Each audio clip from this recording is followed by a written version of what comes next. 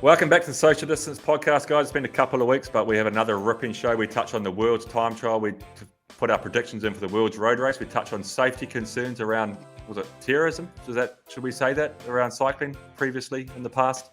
You just have to listen to the show to find out, I suppose. But there's plenty of good insight into the things that you love to hear from us. Jeez, you've made a good show sound bad. I don't know what to do. I can't remember what we spoke You've just about. put off like five people have got this intro and just gone. No, the beauty thing is, they're suckers for punishment. The shittest show they'll still listen to. And it was like a blur. It was like a blur, that show. I can't remember what we talked about. Like, share, subscribe. You'll enjoy it. It doesn't go out. I'm not prepared for this. This is going to be a good one. I can sense it. Let's get ready to rumble! And we're fucking G. Are we? Ah. Oh, I'm so excited. Well, you can't impeach somebody that's doing a great job. From Suchin Tendulkar. Bruce Gigolo. George Bennett, you deserve this, big fella. What's that salute? He's put the finger straight through the one play. We try and create a comfortable environment. There's no bullshit.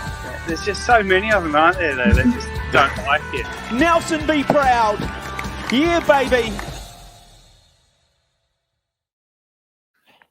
Hello, guys. As promised, we came back. Did another show at a certain point. We used the forbidden intro too. I pressed the wrong button. That's the one that George said never use it again. Why don't you want it used, George?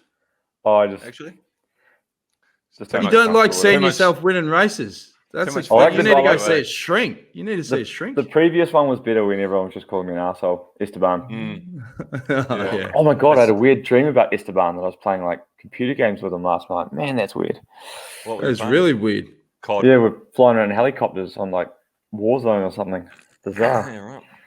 Jeez, you got a few things to talk to a shrink about, I think.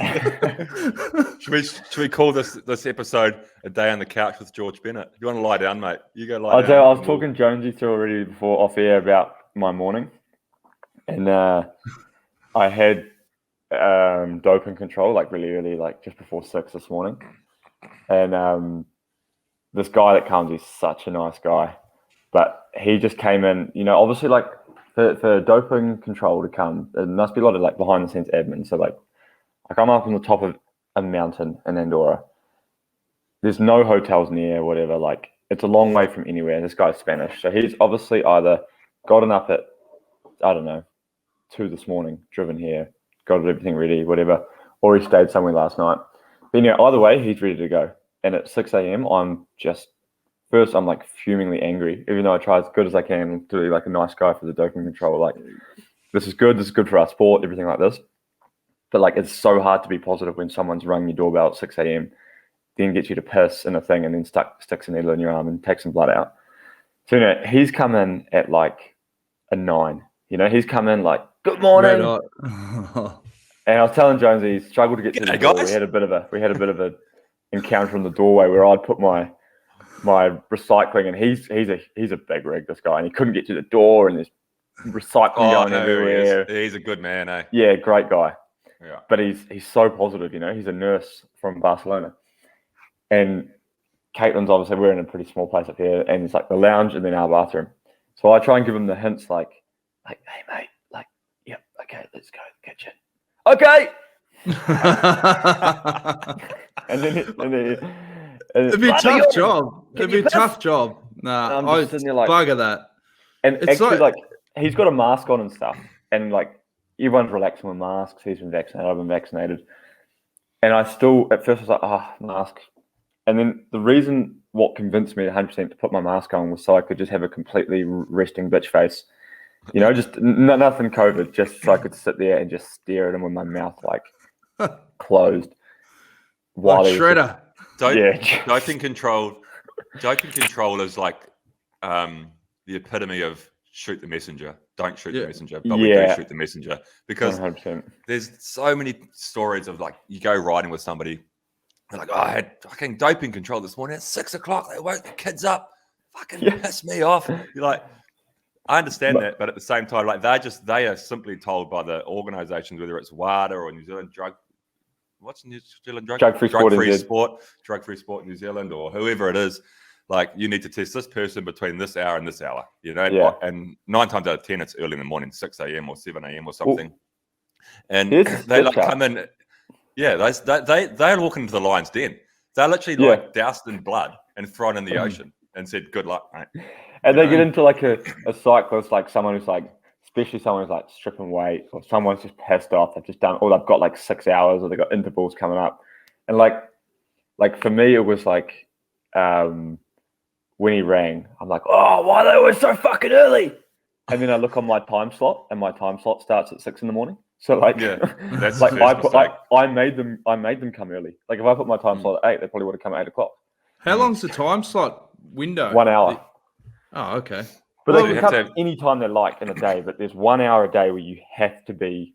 Okay. You cannot be there. Like I couldn't pop out for milk between 6 and 7 or 5 and 6 or whatever.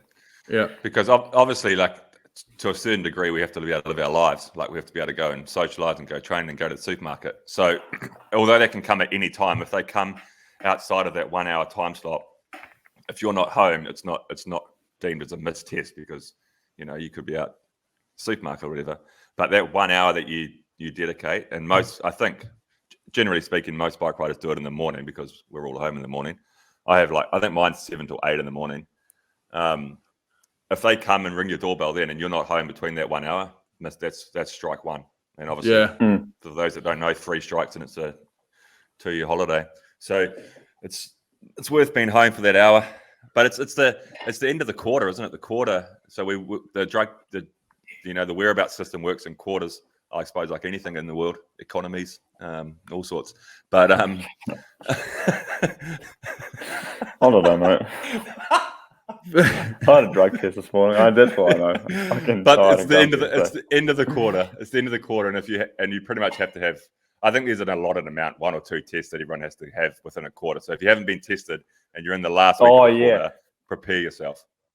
Now I know what you're talking about. Okay. Yeah. Because a quarter, this current drug testing quarter ends in a week. Yeah. And then what happens? They after that, there's a window where you get a break, or it never ends. No, you get tested constantly. They've got a quota, so they know that we're going to test everybody at least twice a quarter or whatever. Yeah. And if you're sitting there going, "Oh shit, the quarter's ended," so I even said like last night, I was like, "I'm going to get a drug test soon," because I was thinking like, "Oh, I haven't had one for a while," and like you said, I already did my whereabouts for the next quarter, all the stuff. So I was like, "Oh, it's coming." Boom, 6 a.m. And so I should have just gone. Should have just changed it. If you're a tester, you want to be based in Girona to fill your quota with so many bike riders like Andorra, Girona. That'd be awesome for them. It's the riders that are remote up in Whoop Whoop that you'd be going, oh, fuck. I've got to drive 2 hours to do that one. Imagine like you're testing Swain Tuft when he was a cyclist, his 1 hour slot is like he's just doing a 3-day overnight trip with, the top of 4,000 meters high in a tent. And you have to, most people have to helicopter in to test him. Old mate would have hated it. You got to put I think he just puts his GPS coordinates in. Like I went camping with him one night actually a few years ago in Andorra. Just like not really in the wilderness. We're only probably as a crow flies 500 meters from the road, but still like we were in the bush.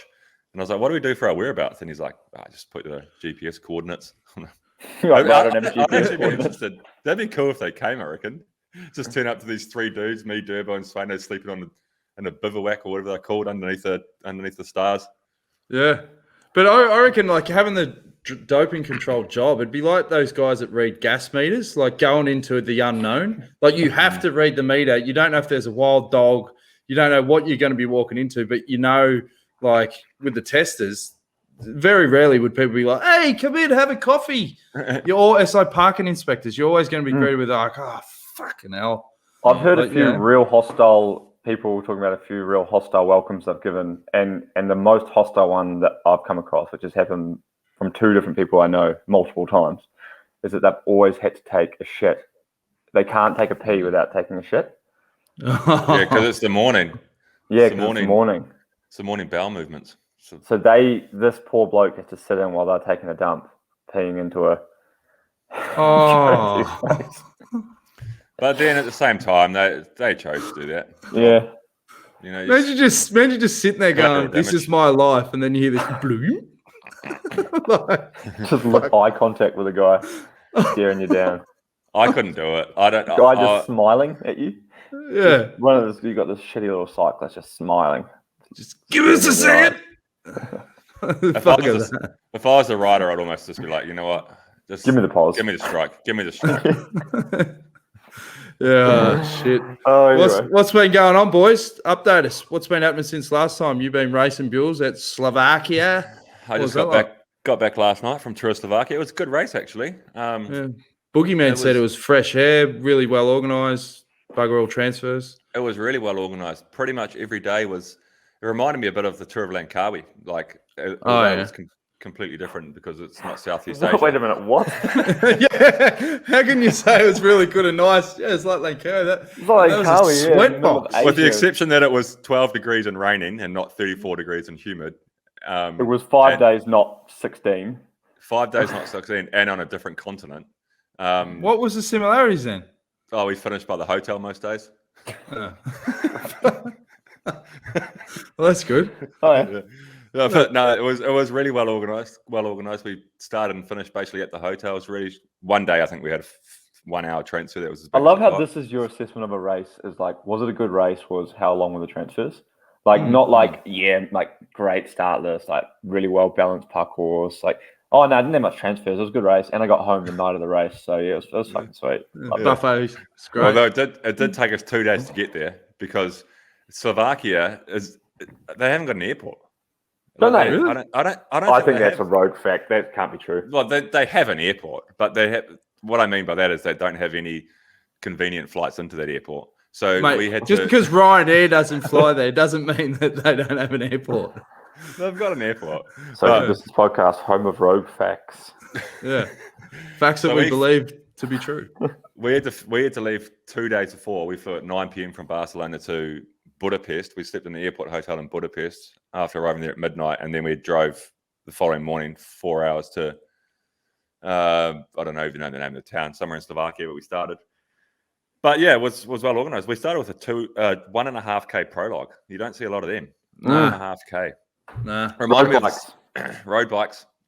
What did you go with? Did you go with full sprint out of the blocks, seated to the corner? It was a U-bolt, wasn't it? And then back. Yeah. It was a Hi, Hannah. First appearance on the podcast.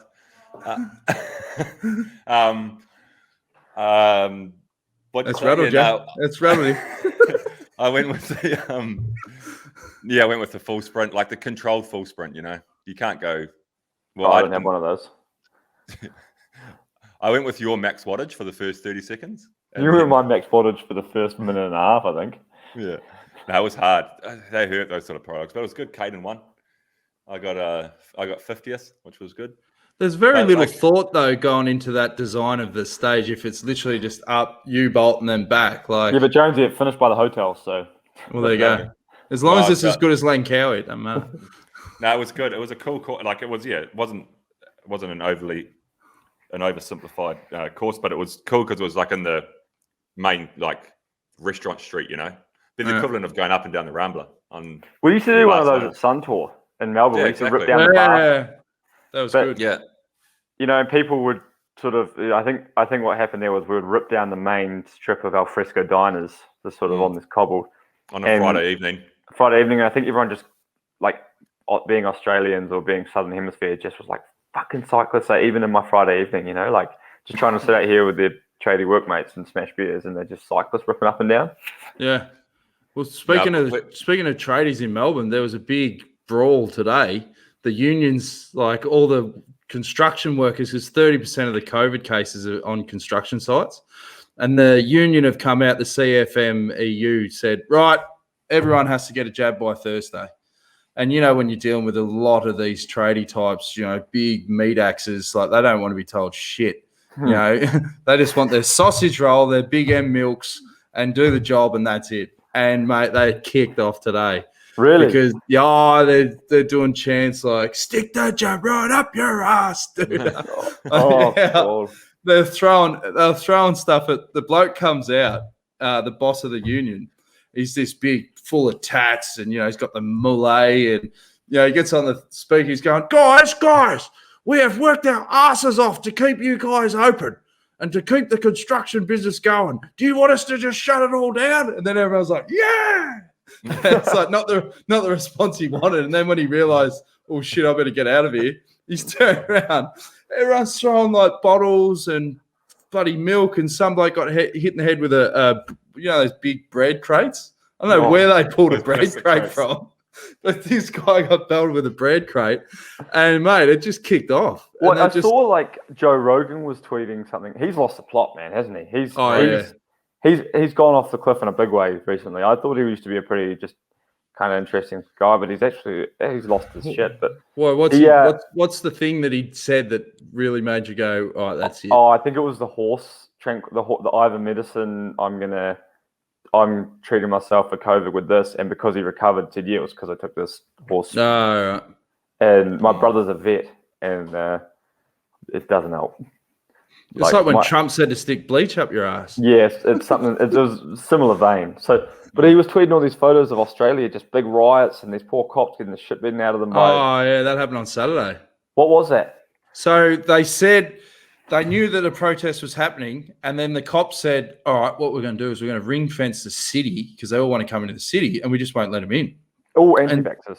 All anti-vaxxers, but also people, because, mate, we're going to be the number one lockdown city in the world. I think we're up to 230-something days, and people are just over it now. And so there's a mix, anti-vaxxers and people just protesting the government. So then they've ring-fenced it, but they've just pushed them out to the suburbs. So then everyone gets together in Richmond, and then I heard that there was 50 cops who just graduated on Friday. They got thrown into the front line on the Saturday. So you got these young cops, with their hands shaking on the capsicum spray, and they didn't have any proper riot gear or anything like that. And they're scattered all over the city. And there was one incident where people got bowled over, and there was this 70-year-old lady who just got knocked to the ground, and then this young cop just sprayed capsicum spray in her face. But was capsicum spray? Pepper spray. Pepper spray. I understand that, but why do they call it that? Literally, no, it's made of the capsicum seeds. You ever put those things in your eye? You ever touch your eye after crushing one of the seeds? No. That was like a weird thing that people used to do at school. Like, capsicums aren't spicy though, are they? Well, the pips must have a bit of pep. Yeah. It's all the same family as a pepper, isn't it? That's why they call it capsicum and pepper. Yeah, right. So anyway, it's kicked off. It's pretty interesting with this, though. Spray like a PC way of saying pepper spray. Is there some new woke law? Thing. No, US that call, you can't say pepper spray or something. Well, Australia we call them capsicums. In America they call them peppers. Is it offending salt? Is it offending salt by saying pepper spray? Yeah. All right, Joe Rogan. Do you think that this is interesting though? Right, like just thinking about the makeup of this protest. So you've got these blokes that don't want to get vaccines, that don't want to get the jab. Then you've got these other guys that don't want to be locked down, but are probably really causing more lockdown. Probably really fucked off at the people that aren't getting their jab because they're the reason that it's not opening up, because people aren't getting vaccinated or whatever. So you've got these two groups that have just gone, they hate each other, but they've come together, they've been united by their common hate of, this government or whatever. Yeah. And then they've just come together and gone, right, it's this policeman's fault. And they've just Yeah, for sure. And it's like, at the end of the day, the stupid thing is you get people's rights to go, I don't want to be forced to have a jab because I don't really know what's going on or whatever. But, geez, when you're in a once-in-a-100-year pandemic, sometimes you just got to go, fuck it, I'll just follow the sheep. Just follow the sheep. If we all go down with the sink, if we all go down with the Titanic, we'll play the violins and fucking whatever. Yeah, we had a good run. We had a good run. It's been definitely, it's one of the worst timed pandemics, in terms of everything else. Yeah. All the other movements around the world at the moment, which like the anti-vax movement, I've never really heard about it until, in the last 2 or 3 years, it's sort of popped up, And then now you have this big anti-vax movement just at the same time as this pandemic hits where we need everyone to get vaccinated. Yeah. And the movement's just like, it's just so badly timed. Like if this pandemic came like 5 years ago, it would have been fine. Yeah. But anyway. But the problem is you hear so many stories of these anti-vaxxers that are dying in like Florida and all that. And they're getting near the end and they go, nah, I should have got fucking vaxxed. And it's like, no shit. Like, no shit. So anyway, There was a lady. A lady died in. I think it was actually New Zealand, George. I don't know if you saw this lady. She's 67-year-old. No, she was American. She's from one of the states that has a really low vaccination rate, and she was double vaccinated, but she was immunocompromised, and she got COVID, and she died. And then people were saying, "Oh, see, like she was vaccinated, and she still died from COVID." And the family did this like pretty like hard hitting eulogy that's been covered across the world, saying like, "No, she didn't die because she was double vaccinated. She died because you guys weren't, like people weren't."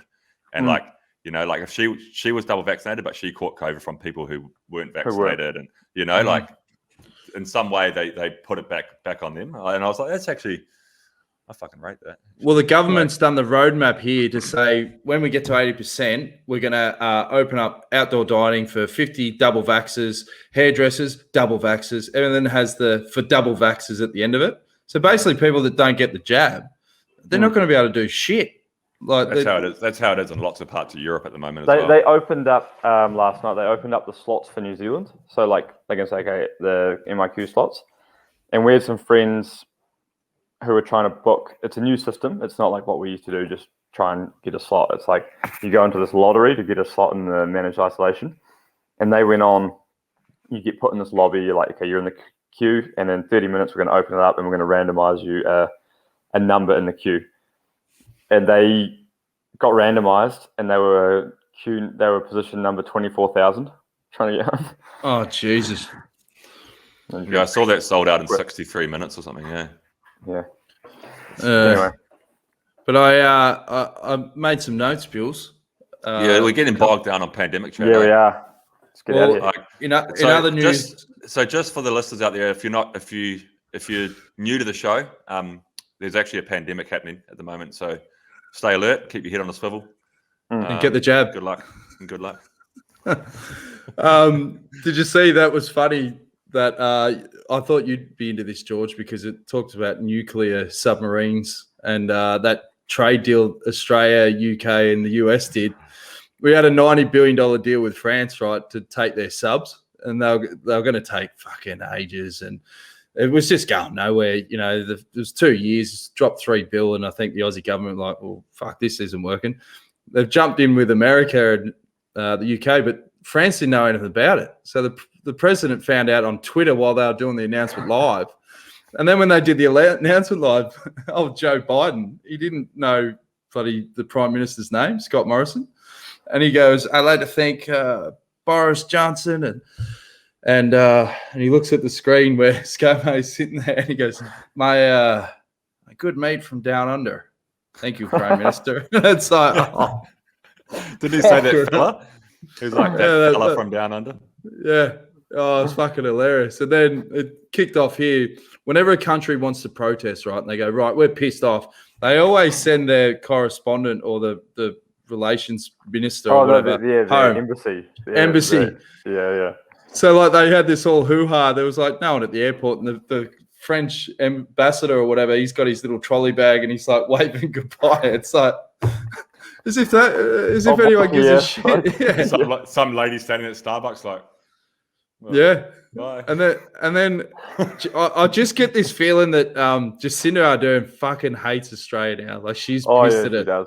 Ever since you started talking, they started telling us we were like cavemen or something, and come out of the cave and talking about some kids movie, reference some kids movie that no one had seen, and they were like Ice Age or something. Yeah. But she said the subs ain't welcome anywhere near New Zealand, and that's because she got excluded from the deal, I think. Yeah. But in fairness, that's not really a big loss, is it? I don't feel like we need heaps of... in Auckland Harbour. The last time we let the French, or like we got embroiled in nuclear protests and all sorts like this, they came and sunk the Rainbow Warrior. So I think we just need to steer clear of this and stick to windmills. Yeah. Yep. That's it. But yeah. So what else is happening? What do you got left, Bewls? You're done. No, you got one more. I've got something, but I'm not sure what yet. Hey, speaking of not having any more, or potentially not having any more, is Tony Martin retiring? I saw that, and he had a ripper yesterday. He got 6th. Mate, it was so good, eh? Yeah. I was thinking about this when he actually told me a while ago he was going to retire, and I thought about it, and he told me because of all the crashes and stuff, and I was like thinking about his run of crashes, and I was like, for sure I don't know all of them, but I think about the ones where I was directly on his wheel, and that guy has taken more than anybody should. I was thinking about 2019 Vuelta. We started with a triple T. And do you remember that incident where like we were down the salt mines in like Yades or something? Alicante. I was Alicante. Yeah. Everyone went through clean, and we were like one of the last teams to go. And then someone was filling their swimming pool up on that hill, and that they overfilled it, or like the side of it burst, and all this water ran down just like on the apex of this corner on this super off-cambered roundabout. And we went through there at full speed. Like we were up. I don't know if we were like potentially going to win, or we were within, we were going to be first or second, like 2K to go. And our whole team just ate shit on this thing. And I was like, oh, and I actually held it up because I saw the water, but Primoz accelerated through the water. And obviously no one stood a chance. Like anyone was going to crash there. But I meant basically, so that was the start of that race. And then a few days later, there was that crash where like Rigoberto ran, like punctured his lung and broke his shoulder, and like Roche was like broke his collarbone, and Tony got so fucking hurt in that crash.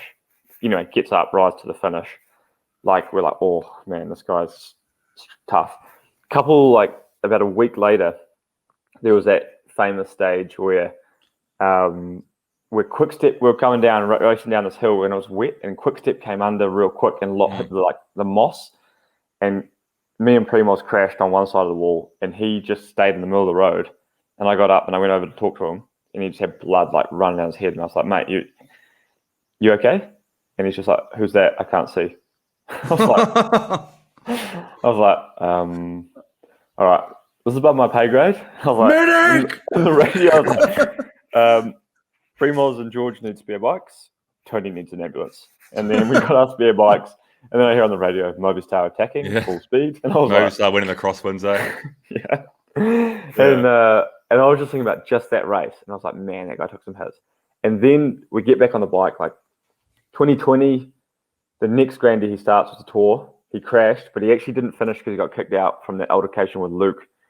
And then he went to the Giro, and he actually didn't finish because the team got COVIDed out of the race. But then we went to Paris this year.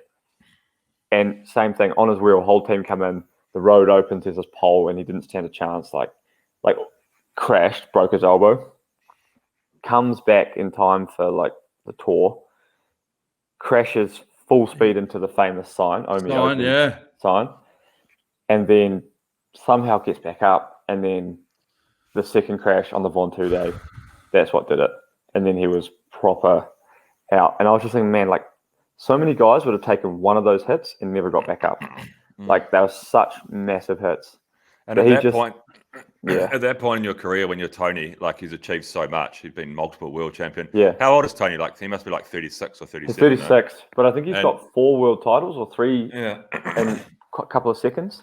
Yeah, and like he's still like still good. Like he's still really good. Like in Jumbo, in terms of like a guy for the flats and everything for a GC team, he's one of the best, if not. He is our best. He's our best, like go-to diesel. Yeah. So like, there's no doubt that he still has the capabilities to continue to race at a high level, and there's no doubt that teams would want him, I'm sure. But like for him now, when you look back to what he's achieved and everything, the risk just doesn't outweigh the reward anymore, right? It's different when you're younger. You're like, okay, yeah, I got injured, but like let's battle through that because I can still be a cyclist for 15 years, in the future and achieve big results. But he's done all that. He's done that 15 years, and now he's like, do I want to keep being injured? He made a good point to me actually, because he's like, what the Tour's like, Bewls. You've experienced the wrath of it firsthand. Like the Tour for years was like, okay, you go there and you expect this amount of madness, right? You go, okay, it's a Tour, and it's, in a way, it's almost an excuse for everyone to just be absolute idiots and take every risk under the world and go, yeah, but it's a Tour. So whether you agree with that or not, that's kind of how the Tour is nuts. But it used to be that every other race is also what was just like, oh, it's not the Tour, But now he's made a point. He's like, every race you go to is like the Tour. Like Tour of Britain, the brake went, and then like the brake had gone day one, 10k into the race. Everyone's still fighting for position. We come around this corner. Everybody eats shit. I make it through, but then get taken out from behind. I'm like, damn it, 10k in. Like, what? This was such an unnecessary crash. Get back up, chase for 20 minutes. 5k to go on the stage. Huge fight again. Another crash. I get taken out. It's like shit twice in one day. And I'm pretty sure, like back in the day, it was more like. I mean, I can never. You always look back through rose-tinted glasses, but I'm pretty sure like there wouldn't have been a massive fight in Tour of Britain for. It wouldn't have been the big lead-out trains that you get in the Tour where everybody lines up their team and drag races for a corner. Do you know what it is, I think? Is that like racing is in the last couple of years particularly, racing's become much harder and much more unpredictable, And the level is so high that there's actually like, although like it seems like from the outside when you look at the result sheets of big races, it's typically the same riders winning. It's Van Aert's winning and Van der Poel's winning and the Roglic is winning, the Pogacar's winning. The actual amount of people capable of winning those races is much more than it used to be, I reckon. And so every single team has somebody that they believe in. And because the racing is so unpredictable, whereas like, 5 years ago, it was simple. It was like Tour of Flanders, okay, we're going to do all this stuff. Yeah, there's some certain places where it's good to be in good position because at the top it's a bit hard and, it might be a bit windy, it might string out. So ideally be a bit further forward than in the middle of the bunch or whatever. But ultimately, we're going to get to the Quaremont the second time, and that's where the race is going to go down. It's going to split. It's going to be the first split. It was predictable in a sense. Nowadays, mate, like that shit's happening 100k out. So every section where it's a small road or a hard corner onto a steep climb, or like a big long open road into a left-hand steep descent, all of those points are critical now because nobody knows where the race is going to start. Yeah. So that's why we're constantly racing for every single tight bit of road, every single climb, every single descent. But the other thing is like guys like you now can do 6 sorts of kilo. So it used to be like if you go hard up a climb, there would be like 40 guys like me left. And then, but I'm 10 kilos heavier. No, but you know what I mean? Like there's a lot of guys, like big guys, getting over these hills. So like you've still got 80 guys coming into a finish where there used to be 30 or whatever. Like it just doesn't thin out quickly either. I was talking to Durbo. So I raced the Benelux Tour last week or the week before, previously Eneco Tour. And there's a couple of sort of there's an Ardennes stage and there's a Tour of Flanders sort of type stage. And there was all these points, like critical points constantly, like every 5 or 10k where we're having to race for a corner, And this is like 150k to go in these stages. Race for this corner, okay, you got position. 10k later, race for this other corner. And like I was saying just before, the race is so unpredictable that you can't take the risk of like being too far back. But then I also said to him, I was like, mate, if you look at the top classic guys, you look at Van Aert, you look at Van der Poel, Van Aert, like these guys, Sagan, at a certain point in those races, there's always one critical moment where they go, I'm going to take the risk and not get involved because it's so high pressure and so intense that like you keep making those little micro efforts throughout 250k classic. You don't have the same amount of, you've used bullets throughout the whole stage and you might need that bullet in the final. But so all those top guys at a certain point, because there's so many of those critical moments, they actually go at a certain point, I'm going to take a breather and I'm going to miss one because I have to, otherwise I'm not going to have that bullet in the end. But a lot of other people don't think that way, and at least the teams don't in general. So you're always coming into those points with some pressure and some speed and some intensity. And that's why there's more and more crashes. And well, not just that. Like there's a lot of things around the road safety as well, and fundamental things that could be changed by organisers and the UCI. But there's still like the racing has definitely changed. I'll tell you what it wasn't. What everyone thought it was tramadol. Everyone's like, oh, that's why there's crashes because some people might be taking tramadol. And then, like, I don't think people were really, well, maybe they were, I don't know. But it didn't get safer. I mean, it's great. It's great that you shouldn't be taking tramadol. I think it's a good move. But not because of It's an interesting topic in the moment. Like, it's obviously a pretty hot topic at the moment in cycling is the rider safety issue. We've got the Riders Union and the CPA sort of like the two unions that we have in cycling now pushing for fundamental changes and having meetings with the UCI and the safety commissions and all the organisers and things. And like, I guess in the last 5 minutes, we've just had a whole conversation about how riders are making it unsafe. But you have to actually you have to make changes to the courses to allow for that, because we are programmed to race our bikes. Like that's how we're hardwired. We're not going to change how we approach dangerous sections or critical points, because we are trying to win the bike race, or we're trying to help somebody in our team win the bike race. So we understand that it's important. We need to be in this position. Okay, you can argue if everybody just looked at each other and said, "Hey guys, nothing's going to happen when we turn right here. Why don't we just roll into this corner like chilled, because nothing's going to happen." You could argue that point, but that's not how we're hardwired. That's not what we do. So that's where the organisers and the UCI and things, they need to actually make Stana would attack. They need to make allowances for the way that we are hardwired and the way we race. Was that the best bit of karma that ever happened, when we all tried to neutralise that downhill and then they launched? And then they were going, Lopez hey, calm crashed. down, boy. Yeah. Hey, speaking of Lopez, Superman. man, he made okay. Whether you agree with him stopping, so what he did, if people don't know, is he basically was sitting third in the Vuelta, and a weird kind of strange dynamic played out where this group rolled off and they sort of had teammates there. He had a teammate there, whatever. Anyway, he basically didn't make the group. Apparently, wasn't allowed to ride, and just went. The group opened up and he was going to lose his podium, and he just went, "I'm out," stepped off. I'm done. So whether you agree with that or not, Yeah, here we go. Loaded question. Gut feeling. What should he have done in that situation? I wouldn't have done it, but No. I'm Kept riding. notoriously a pussy and would be, you got to make yourself one. The only thing I respect about it, I mean, I wouldn't do it just because my teammates would work for me for 3 weeks at that point and everything, but what a way to make a point. You know what I mean? Oh yeah.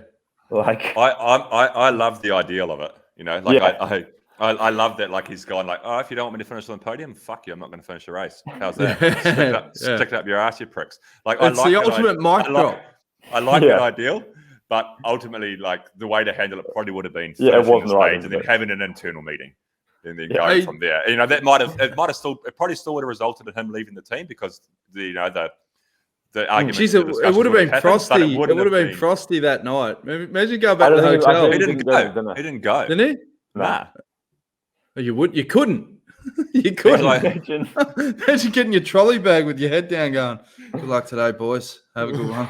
And everyone's, "Oh, fuck off, mate." Because they had their big team dinner, and he was just like, "You want me to finish on the podium? I'm not going to dinner. Get fucked." Yeah. I've even jumped off the WhatsApp group. Yeah. Before he got to, he was on the phone when he still had his helmet on. He still had his helmet on, and one day I saw a video of him just on the phone to someone. Checked in on Ryanair still, and his girlfriend apparently. I reckon he was onto an evac helicopter, mate. I can't wait for the Netflix documentary. This is I'm fast forwarding straight to episode stage 19. That'd be awesome. Hey, I wanted to ask you, George, about what happened with that little kid at Tour of Britain, because I saw he signed on with you guys the next day. It was viral video where a young kid was riding alongside the peloton. Give the listeners some insight. I tell you what, if you ever want to boost your profile, give a kid a bottle. For right or wrong reasons. He got slammed. You've been riding the coattails of giving that kid a bottle at the bottom of Bicharles at the 2017 Vuelta for 5 years now. Yeah, that pops up weekly on my Instagram feed. It was a good setup. I paid that kid a lot of money, be there, make a lot of noise, told his dad, okay, that's how you film it. It's a great stitch up. Make sure you get the number visible. This kid was actually, he had a good turn of speed on him. He must have put out some waddies. Then he came and signed on, and I think what happened is after the initial bottle gate in 2017, people realised the advertising power of this, so we just went all in, like, get this kid on the bus, let's get him. He was walking around the start gates with a camera crew. Like, the Tour of Britain were on it. They had he was getting asked for autographs and this and that from overnight. Oh yeah, viral sensation. So he's there with this, walking around with his pass on. He's got full kit. Yeah, How old was he? He's only like 12 or something, wasn't he? Yeah, something like that. No, I think he was 9. Oh, maybe 12. He I was- don't know. He was young, wasn't he? We brought him on the team bus actually, and it was quite cool. We were like, Give him a Pascal was caffeine giving him- gel. Well, this is the thing. I tried to stitch him up with coffee. I said, "Mate, you want a coffee?" He's like, "No." And I was like, "Oh, you gel? You like gels? Coffee, caffeine?" I was telling George when I caught up with George just when you returned from Britain and we were talking about it. And it reminded me of Giorgio. Remember Giorgio from the 2015 The Giro Giro. who came on our bus? Yeah. And we were like, "Oh, do you want a coffee, Giorgio?" And he's like, "No, my heart. My heart. My heart. He was so Giorgio on that bus. It was so People cool. have no idea who Giorgio was. You better tell them. Well, we had in 2015 Giro. You were there, weren't you, Jonesy, doing the backstage still? Yeah, you were. Yeah. Was this the one where only 2 of you finished? No, that was 2014. Oh, but we were just mid-meeting on the bus at one of the starts, like midway through the Giro, and this kid Giorgio, I don't know how old he was. He was probably about 15 or something. Just walked on our bus.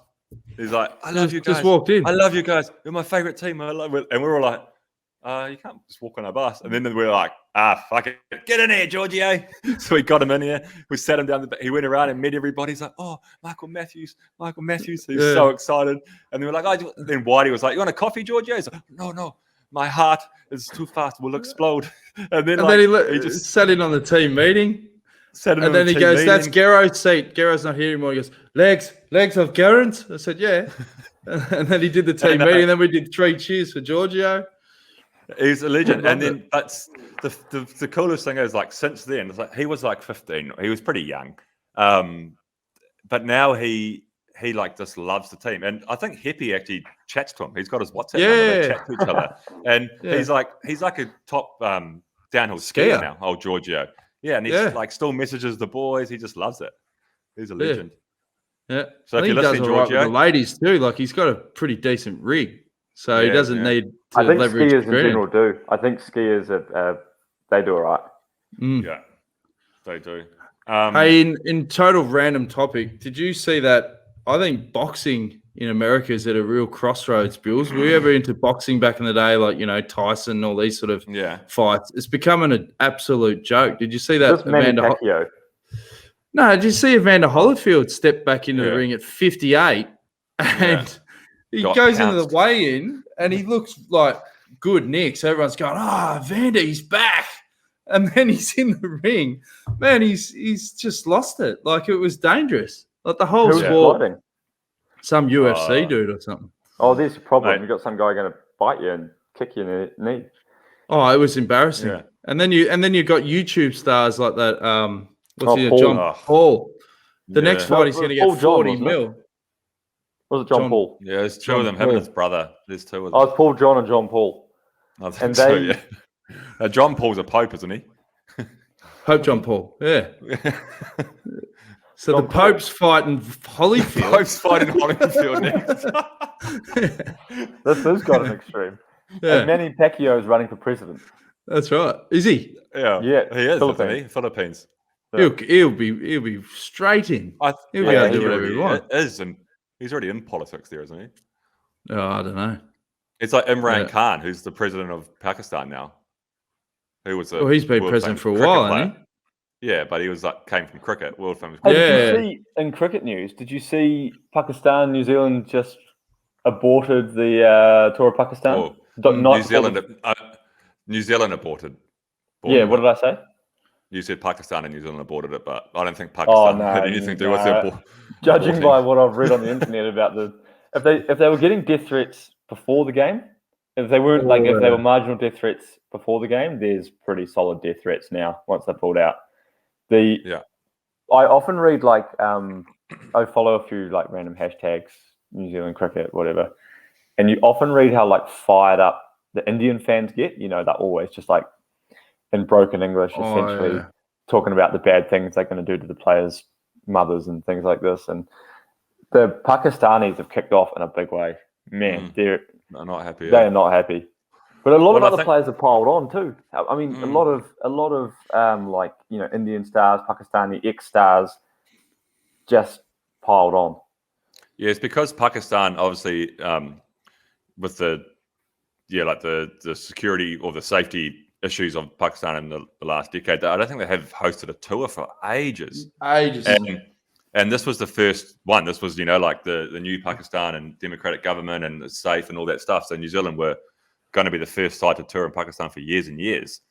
And obviously, Pakistan love cricket. Like example, Imran Khan, who's one of the greatest Pakistan cricket players of all time, is now the president of the country. Like they love cricket. The issue is the Taliban have moved in back next door. Yeah, that's right. Well, so we can only assume that's there's been no real. Yeah, but like what I don't understand is if it's because of like death threats and that, what is the quota before they go, right, that's enough. That's enough. Well, we had it in Dusseldorf. There was and I remember feeling pretty uneasy about it. Tour started there 2017. We had a time trial in Dusseldorf. And there were these terrorist threats, and the security was really at like at first glance you didn't really notice much. You noticed the roadblocks. Actually, I think it was after the Barcelona Rambla. When the guys had taken the van down the Rambla in Barcelona, and then blown up the house in Ripoll. So we go training. This is we've gone on a side note here, but where we go riding through Ripoll, this town just in northern Catalonia, there's one house that's just missing. There's just this rubble. It's still nothing now. And that is where the guys that drove the van down the Rambla had basically the next day were trying to make another explosive and had fucked it up completely and blew up the whole house and themselves. Anyway, what had happened in Dusseldorf was around this time, just after or something, and there was threats against the race. So they put up a lot of these sort of big concrete cinder blocks and things like that. But if you look really closely, they tried to keep like minimal presence. But if you look really closely, we had a German guy in our team, and he's like, look at this, like look here, and you actually saw all the undercover security was unreal, and that was with in Germany after one threat. So although you felt a bit uneasy, you basically put it out of your head and whatever, you're fine. But like. Therefore, I completely understand, like, New Zealand players. Imagine there'd been, like, some genuine threats, and they're going, yeah, come to Pakistan, mate. We'll be take you out. And then you've got no New Zealand security force there. You've got nothing. You're The worst one is it's always the ones that they've stopped before they became, was able to activate it. I heard a shocker from the 2014 Giro when it was in Belfast. Yeah. That's the worst. And they intercepted a van that was on its way. That was the IRA, was it the IRA or something were involved or someone? And they stopped it, and it's full of explosives and stuff. That would have been fucking terrible. So, and then we also went to Israel in 2018 for the Giro. That was like I felt 100% safe there. Like there was always remember before, George, there was that group. The activist group sent an email to the UCI requesting that we boycotted going to Israel, like a pro-Palestine group and stuff. And obviously we weren't getting involved in the politics of that stuff when we were there. But I felt it didn't pay off. Oh yeah, what did you do? I got it from both sides. Because that's right. You wore that T-shirt, or something. It said "Free Palestine." Didn't you? I didn't do the Cadell Evans free. How Cadell wrote the Free Tibet thing. I didn't ride through with saying Free Palestine, but all I said was in an interview once was like, oh, they've missed a trick here, because there was a whole thing about East Jerusalem, and like, and the Giro wanted to say, the prologue's going to start in West Jerusalem because, Jerusalem's been divided in two, the Palestinian half, the Israeli half, and, and basically they didn't do a very good job of dividing it or anything really, but anyway, all I said was, and then Israel said, no, if you make this West Jerusalem, this is about a month before the race, we're pulling out, you guys can't come here. So they had no choice to say the tour starts in Jerusalem, even though it started in the Israel part of the city. And all I said was in an interview was like, they've missed an opportunity here to show, that they're at least trying to acknowledge Palestine's existence, or, because basically they just didn't. And so I was there getting absolutely like smashed from Israeli side, saying, "How dare you? You know, this is our land. This is rah, rah, rah. There is no Palestine." But then I was also getting it from the Palestinian side, saying, "How dare you compete in a race that," you know what I mean? And I was like, in the end, I was like, "Okay, I'm here to race my bike. Shit, this is just actually a shit situation in general." It was the one thing I remember about it was like, yeah, there was all the talk about the security and stuff, but when we were there, I felt fine. And remember the presentation, the sign on, the team presentation a couple of days before the race start. They had like sharpshooters on the roof, and there was like quite a lot of security around. The security that you kind of don't notice unless you're looking for it, but if you do, you're like, there's definitely an alert level here to some degree. Anyway, it all went off without a hitch, and then 2 or 3 days later, we flew out of this airport, like right down the bottom of Israel. Right down the bottom. Where was that? It wasn't Tel Aviv. It was no, it was like a small like military airport. Right on the border of Egypt. Jordan. I think. And like somewhere. Jordan even border Israel? I think so, isn't it? Not sure. Down the south. All you geography people out there, let us know. Anyway, it was quite a I don't know, maybe naively of me. I took a photo of this military airport, like the Red Sea airport or something. And straight away I took this photo, man. This security guard just went over to me. I was like, delete that photo. I had to show him that I deleted it. And really? And then we got to Italy and we started racing the rest of the race, and everything went off without a hitch. And then we arrived in Rome for the last stage in Rome, and that was when it got a bit freaky. Remember, there was that one section down the back straight of that crazy circuit with the flags, with the Free Palestine activists, mate, with these flags and just shitting myself, throwing shit at us, man. Throwing unreal. we were coming through, just getting shit thrown at us. I think they were throwing pamphlets, pieces of paper that had it was obviously a poster saying what they were doing, and but it wasn't hard stuff, but it was just all this paper. And every lap you came around, it was just this group was getting wilder and wilder and wilder, and we were like, and then the last lap they were just gone. Yeah, and then they were just. All of a sudden, after 5 laps, there's a cop there. Then the second lap, there's another cop there. Then the next minute, there's the fucking riot police there, and then they're all gone. And we were rushing. And this circuit was dangerous enough as it was. Just let alone deal with that. Don't worry about a busted pool. We're like, we don't understand. We're just. I like the circuit races for how things progress. We had it once in. Do you remember the race you do? In between Cadell Evans race, between Down Under and Cadell Evans, it's like in the Melbourne Park on the Formula One course. Yeah. And we had a teammate that so we did a warm up lap, and there used to be this massive a pedestrian crossing halfway through with these those U-bolt kind of middle poles for safety, in the middle of the road. So it was just a pedestrian crossing, and they obviously take them out for the F1 part. And we did one lap and we went, they haven't taken them out for the bike race. So everybody watch out. Remember, first lap, poles, 3K into the race. We came around, one guy on our team didn't get the memo, straight into this pole. His bike went sky high. I think it took Gatey out as well. I think it might have broken Gatey's collarbone. Broke something, yeah. Yeah, and anyway, so we come around that was a bad crash. Next lap we come around, our guy's still on the ground, and we're like, oh, shit. Next lap we come around, there's a bunch of medics with him. Next lap we come around, ambulance.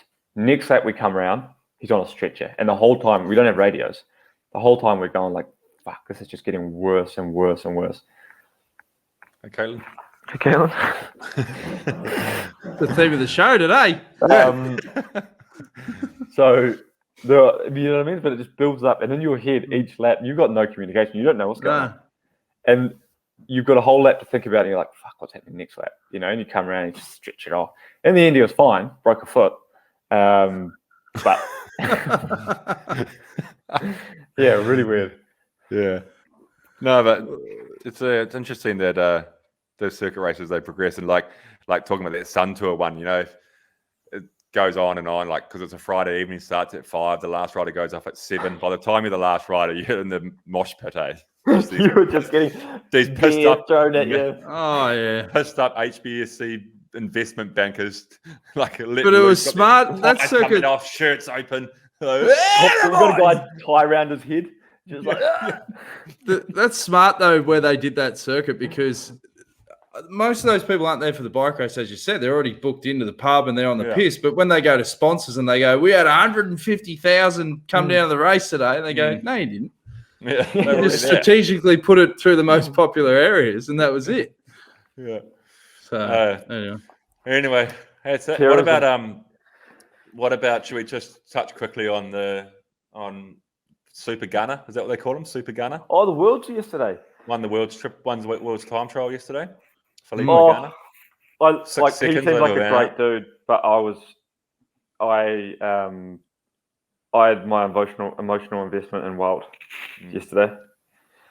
Gunner is a good dude. I'll tell you what, I've never spoken to the guy in my life. And the first time I spoke to him was in Tourist Sardinia, which was a week before they were flying to the Olympics for the team pursuit. And Gunner was there doing his last little preparation with the Italian national team. And then he was racing there. He was racing. What a strange build-up for and then Olympic TP. Then he was going for the for the team pursuit. And I'd never spoken to him before. We're in the group header one day, and I went up to him and I said, "Hey, Filippo, how fast are you guys going? You know, like, you guys on? How fast are you going in team pursuit?" And he's like, "Oh, yeah, we're going fast."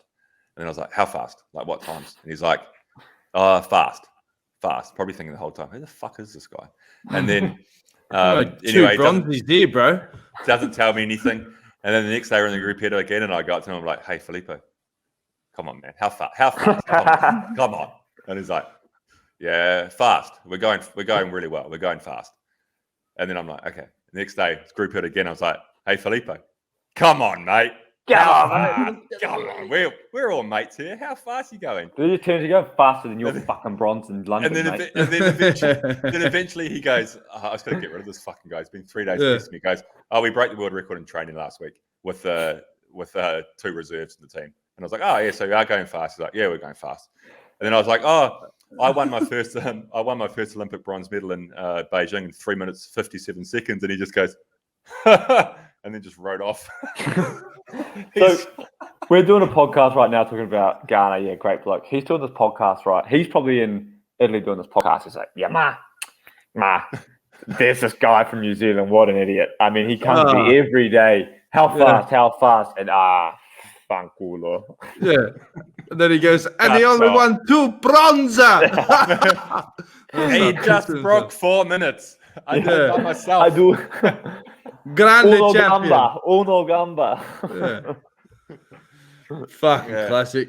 No, but he good won. battle last night for the Worlds. How good was it actually watching a TT where, like, how good is cycling in Belgium? I hate riding my bike in Belgium. But watching the fact that people were G'd up for a time trial and, like, out in numbers, cheering at people. And the best thing was Ganna was coming through behind Wout. And the whole crowd were going on like, slow down, like giving him this one. There was big crowds there, eh? The road race is going to be unreal, man. Unreal. Who's going to win it? Maggie? Yeah. All right. Shall we? We're not going to do a show before. We won't do a show before the road race. So let's make our predictions now for the elite men's road race and elite women's. You can't choose Wout. Okay, you can choose a favorite and a outsider. But I mean, okay, who are our favorites? We're going to say Colbrelli, Wout, Van Aert, Alaphilippe are our 4 guys that you can pick one of, and then you have to pick another. You know, I shotgun Maggie. I'm not going to pick any of those guys. Who are you going to pick? I'm going to pick. I'll go my two guys. Okay. Sagan. He's just come off of winning Slovakia. Big win of Slovakia. Sagan and Askren. Okay. Yeah. Wow. Okay. I'm gonna pick Valgren and I mean the Wout. I feel like, you know, obviously the smart money says Wout. He's paying $2.40. He's a clear favourite. And next best is Van der Poel paying $10 or something. Like unreal favourite. Hasn't been a favourite so quick. But I'm gonna go Valgren and actually Maggie. Man, Maggie's flying. Holy shit. I'm gonna have 2 picks, Magnus Cort. Second pick, Magnus Cort. All right. I'm doubling down. Hey, how good And are the Danes? Considering that 3 of our picks contain different Danish riders, how good is their team? Mate, the Danes and the Italians are fucking hit squads. Who are the other Italians? You got Colbrelli, Ganna. Colbrelli, Trentin. Oh, just won. Trentin just man. won yesterday. Sobrero. You probably he rode the TT. Yeah, Nizzolo. Man, he's good. Nizzolo. There's Oh, someone else Affini? just won. Is Ado doing it? Big dog? I reckon for sure him or Ganna will be doing it. But there's another big guy who just won recently. Why can't I think about it now? Colbrelli, Trentin, Nizzolo. Who won recently? Another Italian. Ulisi? I don't know. Anyway, they got a good squad, and them and the Danes. The Danes are strong. What I was thinking about this, the reason I think the Danes are good, just as we're wrapping up to drag it out, is you look at the Belgies or the Dutch, right? Great squads, Wellens, Benoot, all these guys, Belgies, but they are all 100% backing in Welt. So they've got one option. So immediately there's 8 riders there that all potentially could be outsiders, but they've got such a clear favourite that now there's only one guy from Belgium that can win the race because the others are all backing them in. Whereas you look at the Danes, he won't win. That's not how you win in Belgium, man. You look at Tour of Flanders, over quick the last step. few You need to run a years. quick step style, and that's why I reckon the Danes are in with a shot because they've got Askren, Maggie, and Valgren, and then they got Jules Jensen, also fucking. No, good. he's not doing it. He's not doing it. Oh No? Valgren, Askren, Maggie. Jonas, my boy Jonas Vingegaard, is he doing it? Nah, it's all classics dudes, man. Mads Pedersen, previous world champion. Previous world champ. Is it going to rain? If it rains, I'm changing to Pedersen. If it's cold and shit, I'm going Pedersen. What about Remco? Remco's going good. Yeah, man.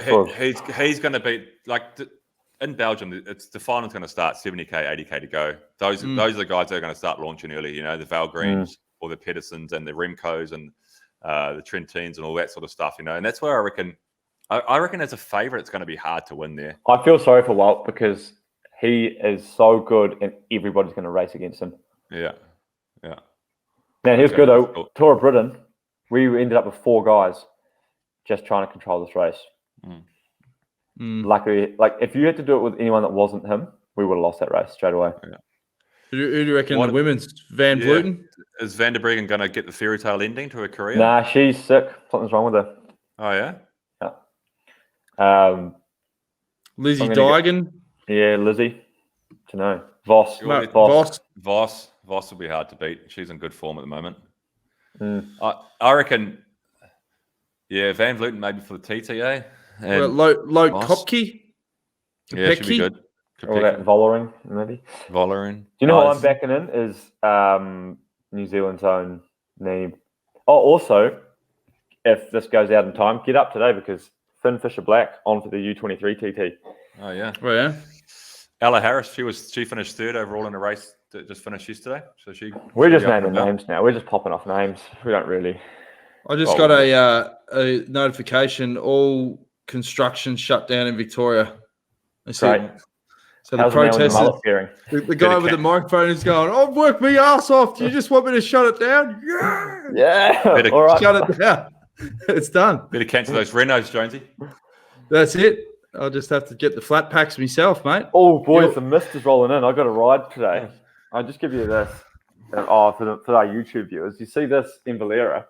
You see, you can't really get it on there, but she comes over the top of past La Casa, and it's just spewing over the top. So it can be a beautiful day here in Andorra, which it is, and it is about 4 degrees and cold. Literally 2k up the road, just stays there. Shit. So that's probably going to come down, and I might jump on my bike. It's not going to come down, but anyway, that's a good show. I don't want to end this on a somber note, but obviously we saw the news of Chris Anker Sorensen's tragic passing a couple of days ago. So thoughts to his family and ex-teammates and friends and everybody.